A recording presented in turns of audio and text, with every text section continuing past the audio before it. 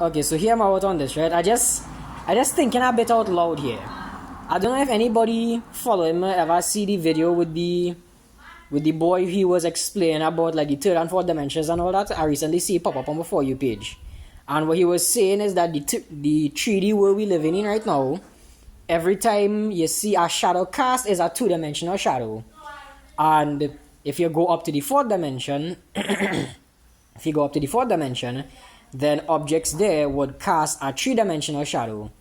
So I paused the video while I was watching it and I started to think about that, like what would a three-dimensional shadow look like? Because if you put like a water bottle, right, and you put it out in the sun and you look at the shadow, it's just flat on the ground, so there's a 2D shadow.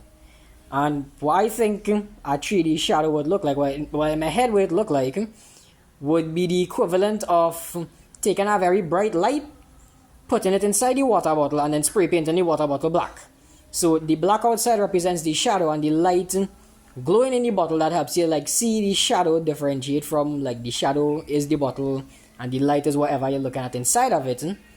That is what I think it will look like. So the shadow holds the shape of what we would consider a 3D object, like the water bottle, and whatever a fourth dimensional being would be looking at would be the light inside of it, or the light inside the water bottle basically.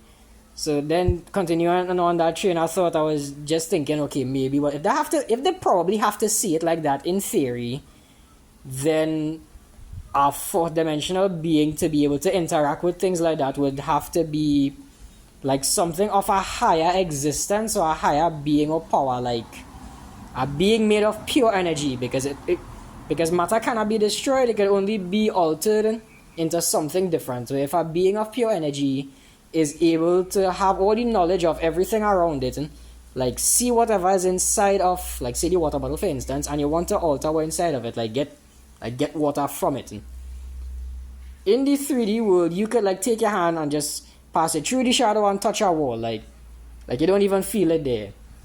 In the 4D world, like what I think what happened is you pass your hand through the shadow, which is in still the example, the water bottle here, and then you could alter whatever is inside of that, like the water within it. So